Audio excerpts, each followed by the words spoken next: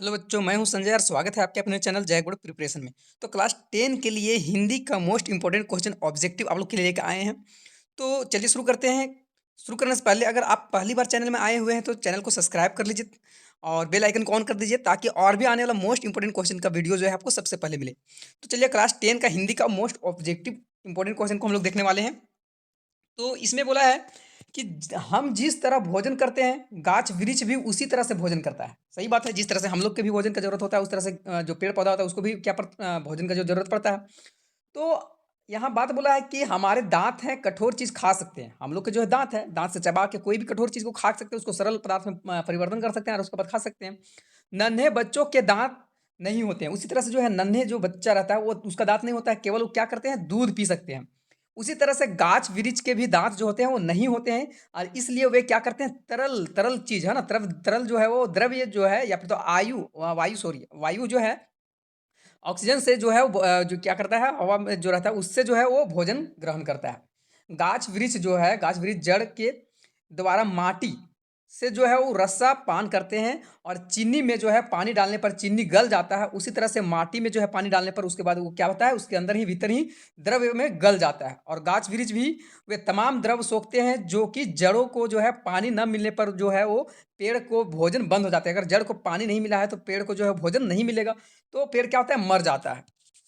आगे बोला है कि गाछ वृक्ष जो है ना, गाछ वृक्ष जो है अर्थ क्या होता है। गाछ वृक्ष जो बोला है यहाँ, तो फल फूल, पेड़ पौधे, घास पात या मिट्टी और पानी। तो गाछ वृक्ष का मतलब यहाँ पेड़ पौधे की बात किया जा रहा है। आगे है गाछ वृक्ष को क्या नहीं होता है। गाछ वृक्ष जो है उसको क्या नहीं होता है, पत्ते नहीं होता है, फूल नहीं होता है, फल नहीं होता है, दांत नहीं होता है। तो दांत नहीं होता है ये गाछ वृक्ष का, है ना। आगे क्वेश्चन है कि गाछ वृक्ष जो है वो किसके द्वारा माटी से रसपान करते हैं, जड़ों से, तना से, पत्तों से और टहनियों से। तो गाछ वृक्ष जो भी है वो जड़ के द्वारा जो है ना, जड़ों के द्वारा जो है वो क्या करते हैं, रसपान करते हैं। आगे है पेड़ कब मर जाता है, मिट्टी न मिलने पर, दवा न मिलने पर, पानी न मिलने पर या खाद न मिलने पर। तो पेड़ जो है वो पानी न मिलने पर जो है पेड़ मर जाता है। आगे बोला है कि लक्ष्य तक पहुंचे बिना पथ में जो है पथिक विश्राम कैसे। लक्ष्य है अति दूर दुर्गम मार्ग भी हम जानते हैं, किंतु पथ के कटंकों को जो है हम सुमन भी मानते हैं। जब प्रगति का नाम जीवन जो है या अकाल विराम कैसे। लक्ष्य तक धनुष से जो है छूटता हुआ बाण कब मग में ठहरता है। देखते ही देखते वह लक्ष्य को भी क्या करता है, भेद देता है। उसी तरह से जो है वो लक्ष्य प्रेरित बाण हम जो है ठहरने का काम कैसे, लक्ष्य तक। बस वही है पाथिक जो पथ पर निरंतर अग्रसर हो सदा गतिशील, जिसका लक्ष्य प्रतिक्षण निकटतम हो। हार बैठे जो डगर के पथिक, उसका नाम कैसा, लक्ष्य तक जो है वो बाल रवि की स्वर्ण किरणें निमिम जो है वो में भू पर पहुंचती, कालिया का नाश करती ज्यो जगमत जो है वो जगत धरती। आगे बोला है कि जो ही हंस हम जो हैं वो पुंज, फिर हमको आमा से भीति बीच कैसा, लक्ष्य तक। अरे यहाँ बोला है क्वेश्चन कि धनुष जो है, धनुष से छूटा हुआ बाण क्या करता है, लक्ष्य को भेद कर देता है, प्रभेद करता है, अभेद करता है या फिर तो अभेद करता है, क्या कर देता है। तो लक्ष्य जो रहता है लक्ष्य को भेद करता है। अगर कोई भी बाण से अगर छूट गया है धनुष से बाण, तो वो लक्ष्य को क्या करता है, भेद करता है। अब लक्ष्य के पथिक कटांको जो है, कटांको जो है को क्या जो है वो मानते हैं, है ना, पत्ते, फल, पौधे या फूल। तो फूल मानते हैं, इसका सही आंसर फूल हो जाएगा। आगे है कि बाल रवि की किरणें कैसी होती है। रजत होती है, हरित होती है, स्वर्ण होती है या श्याम होता है। बाल रवि का जो किरण होता है वो किस प्रकार का होता है, तो स्वर्ण होता है। कैसा होता है, स्वर्ण होता है। आगे कहां तक पहुंचे बिना जो है वो पथिक को विश्राम नहीं करना चाहिए। घर तक, लक्ष्य तक, बाजार तक, धर्मशाला तक। लक्ष्य तक, जब तक लक्ष्य तक नहीं पहुंचा जाए तब तक जो है उसको विश्राम नहीं करना चाहिए। तो लक्ष्य इसका सही आंसर हो जाएगा। आगे है सकर्मक अकर्मक, है ना, सकर्मक अकर्मक। अब यहां बोला है कि जिस वाक्य में कर्ता और क्रिया उपस्थित होता है वो क्या कहलाता है, जिसमें कि कर्ता भी है ना, और क्रिया भी है। तो क्या उसको बोला जाता है, तो किस तरह का, मतलब अकर्मक, सकर्मक, द्विकर्मक, प्रेरणात्मक। तो इसको जो बोला जाता है वो सकर्मक बोला जाता है, सकर्मक, है ना, सकर्मक इसका सही आंसर हो जाएगा। अब आगे है बच्चा जो है वो पुस्तक पढ़ रहा है, कौन सी क्रिया है ना, बच्चा क्या कर रहा है, पुस्तक को पढ़ रहा है। तो अब यहां हम एक ट्रिक्स बताते हैं कि जब जब जो है वो कर्ता, है ना, और कर्म के बीच में, है ना? कर्ता और कर्म के बीच में अगर कोई शब्द आ रहा है तो वो सकर्मक क्रिया होता है, इतना याद रखिएगा। कर्ता और कर्म के बीच में जो अगर कोई और भी आ गया इसके अलावा, तो वो किस तरह की क्रिया है? सकर्मक। जैसे कि बच्चा है, तो बच्चा करता है और यहाँ कर्म क्या है? पढ़ रहा है। तो उसका बीच में कौन आ गया? पुस्तक आ गया। तो ये क्या हो जाएगा? सकर्मक क्रिया। क्या हो जाएगा? सकर्मक क्रिया। तो बच्चा जो है पुस्तक पढ़ रहा है, तो कौन सी क्रिया है? सकर्मक क्रिया। ये याद रहेगा। अगर कर्ता के और कर्म के बीच में अगर कोई आता है ना? इसके बीच में कोई आता है तो वो सकर्मक क्रिया होता है, ये याद रखिएगा। आगे बोला है कि किसान खेत जोत रहा है। इसमें जो है क्रियापद कौन है? मतलब क्रिया जो कौन है ना? किसान खेत जोत रहा है, तो काम जो है जिस क्लास में ना आता है ना, तो जोतना, है ना? तो जोत जो है क्या है? क्रिया है। यहाँ क्रिया कौन है? जोतना, है ना? जोत रहा जो है वो, है ना? जोत रहा है वो क्या है? सॉरी, जोत रहा है क्रिया हो जाएगा ना? जोत रहा है क्रिया हो जाएगा। जोत रहा है क्रिया हो जाएगा। आगे बोला है कि कौन सा वाक्य अकर्मक क्रिया का उदाहरण है ना? अकर्मक में क्या हो जाएगा? मतलब कर्ता और कर्म दोनों डायरेक्ट आ जा रहा है, उसके बीच में कोई नहीं आ रहा है। तो यहाँ तो माँ भोजन बना रही है ना, तो भोजन बनाना, यहाँ शरबत पीना, ये सारा के बीच में कुछ ना कुछ आ ही जा रहा है ना? तो रमेश हंस रहा है, रमेश है और हंसना दोनों क्या है? ये दोनों के बीच में कुछ नहीं आ रहा है, तो ये क्या है? अकर्मक क्रिया है। तो इसका सही आंसर हो जाएगा ये 1 नंबर। आगे अंबर का एक अर्थ होता है वस्त्र और दूसरा क्या होता है? अंबर का मतलब एक तो अर्थ हो गया वस्त्र, और दूसरा क्या होता है? आकाश, सागर, पाताल या पोशाक, है ना? तो इसका सही आंसर हो जाएगा वो आकाश। अंबर का मतलब आकाश। आगे निम्नलिखित में से श्वेत का अनेकार्थी शब्द नहीं है। श्वेत का मतलब और भी दूसरा शब्द नहीं होता है। सफेद तो होता ही है ना? और उजला भी होता ही है, सफेदी भी होता है, तो क्या नहीं होता है? तो श्याम नहीं होता है। तो श्याम इसका सही आंसर हो जाएगा। आगे बोला है कि निम्नलिखित में से कौन सा शब्द समुच्चबोधक अव्यय है ना? समुच्चबोधक अव्यय की बात कर रहा है कि कौन सा है? तो धीरे धीरे, अरे, अथवा या वाह। तो अथवा जो है क्या है? समुच्चबोधक है।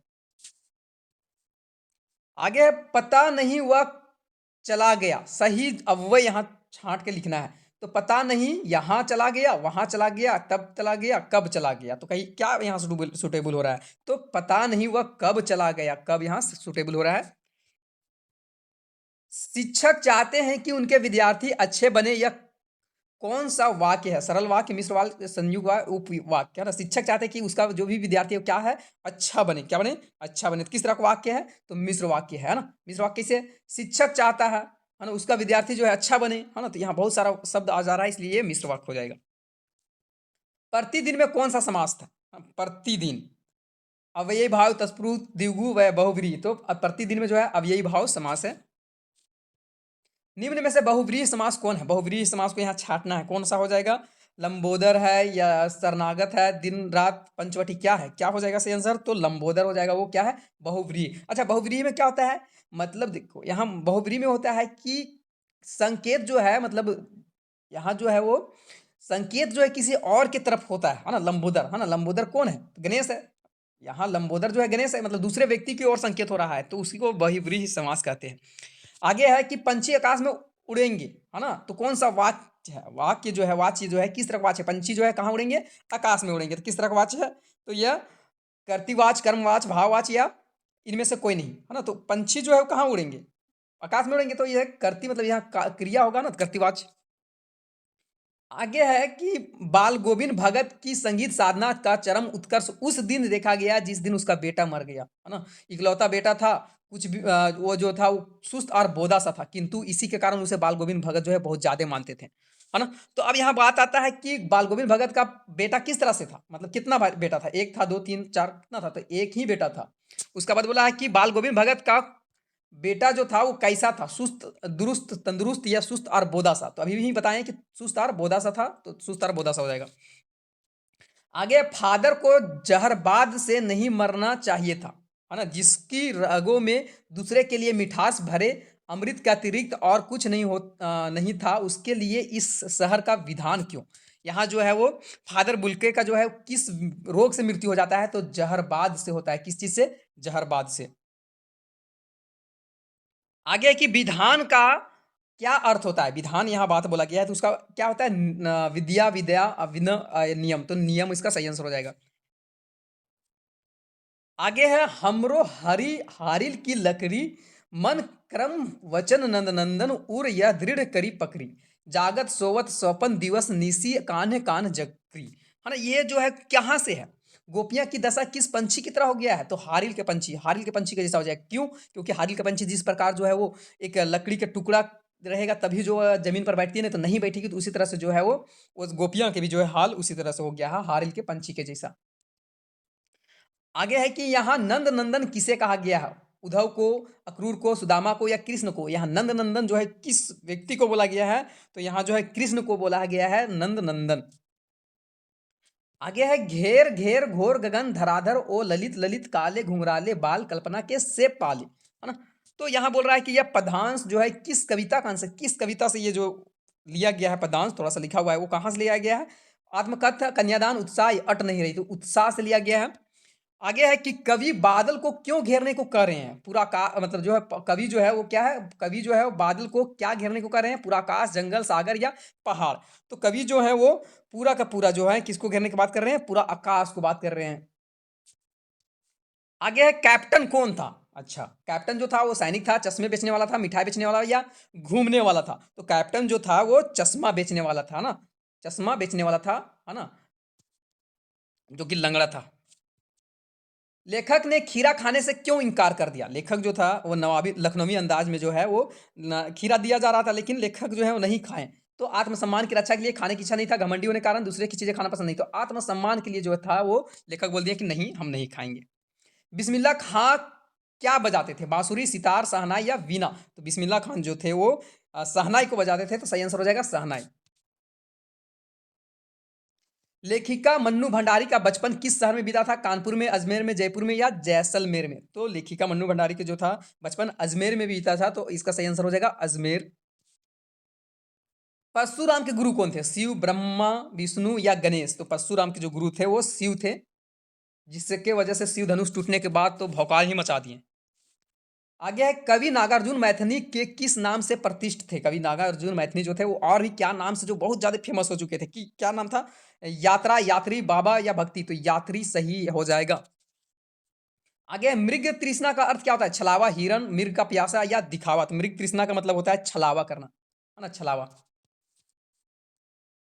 आगे है कि मुख्य गायक की आवाज कैसी थी? मुख्य गायक जो रहता है उसका आवाज किस तरह से था? हल्का फुल्का, लकड़ी जैसा या चट्टान जैसा भारी या फिर तो पतली? तो मुख्य का जो गायक था उसका जो चट्टान के जैसा भारी आवाज था। आगे भोलेनाथ के सिर में क्या थी? तेज दर्द, छोटे छोटे बाल, लंबी लंबी जटाएं या घुंघराले बाल? तो भोलेनाथ जो था उसका सिर में लंबी लंबी जटाएं था, लंबी लंबी जटाएं हो जाएगा। माता के आंचल चैप्टर से है। कभी कभी बच्चे किस का जुलूस निकालते थे? नारेबाजी का, बारात का, संगीत का या खेल का? तो बारात का निकालता था, है ना। आगे है कि जॉर्ज पंचम के नाक जो लाट जो है कहाँ स्थित है? आगरा में, कोलकाता में, मुंबई में या दिल्ली में? तो जॉर्ज पंचम की बात किया जा रहा है तो दिल्ली में हो जाएगा, दिल्ली को पूरा सजाया जा रहा था उस समय। आगे है लास्ट क्वेश्चन कि गंगटोक नगर किस राज्य में है? गंगटोक जो है वो कहाँ है? सिक्किम, असम, अरुणाचल प्रदेश या फिर तो मिजोरम? तो सिक्किम में है। तो ये मोस्ट इंपोर्टेंट 40 क्वेश्चन था, और इसके बाद अभी सब्जेक्टिव, इसके तुरंत बाद में सब्जेक्टिव का बना देंगे। चैनल में पहली बार थे तो चैनल को सब्सक्राइब कर लीजिए, ताकि और भी आने वाला मोस्ट क्वेश्चन का जो वीडियो है वो आपको सबसे पहले मिले।